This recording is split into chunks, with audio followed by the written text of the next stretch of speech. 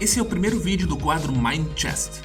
Nesse quadro, eu quero falar sobre jogos dos quais eu joguei quando ainda era criança, só que com o passar dos tempos, seus nomes foram se apagando da minha memória, sobrando apenas alguma memória visual.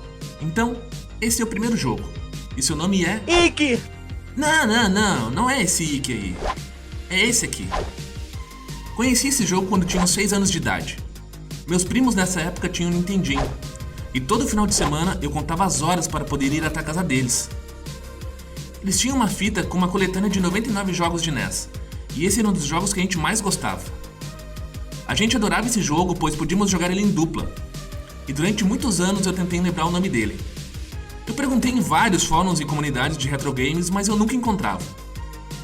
Então eu resolvi ver um vídeo no YouTube de 3 horas de jogos de Nintendinho. Então eu salvei esse vídeo e com o Premiere eu acelerei ele ao máximo, para poder ser mais rápido na minha pesquisa. Então eu encontrei. O que é muito louco é que na minha cabeça o nome do jogo seria algo como Super Ninja Samurai Adventure Trunfake Ninja, algo do tipo. Mas não, o seu nome mesmo era Ikki! Bem, Ikki é um jogo de ação e aventura com a visão de cima do personagem, onde o objetivo do jogo é coletar 8 moedas, as famosas Kobans, que estão espalhadas pelo cenário, para assim poder passar de fase. E isso tudo, claro, desviando dos ataques dos inimigos, que vão desde ninjas que arremessam shurikens até yokais que grudam na sua cabeça e te impedem de atacar. O mais engraçado é que quando se tem 6 anos de idade, você não dá a mínima para a história do jogo. E somente hoje, depois de muito pesquisar, eu descobri 10 coisas interessantes sobre o jogo. Número 1. O jogo foi lançado primeiramente para arcade.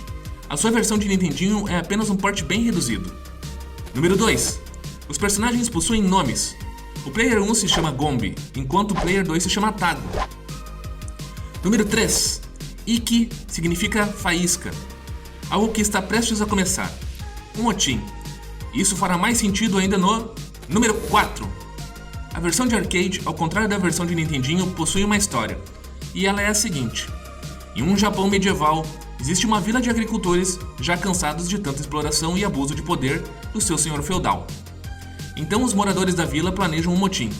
Mas no entanto, os únicos participantes dessa revolta, os únicos que tomam a frente é Gombi e Tago. Pois o resto da galera vaza rapidinho, deixando Gombi e Tago para lutar contra um exército de ninjas e yokais. Número 5. Apenas na versão de arcade existe o personagem Ninja Bomber. Número 6. A arma principal dos personagens na versão de arcade é uma foice, enquanto na versão de NES é um boomerang. Número 7. Somente a versão de arcade possui bônus stage e músicas diferentes para cada cenário. Número 8. A versão de NES consiste em 4 níveis diferentes.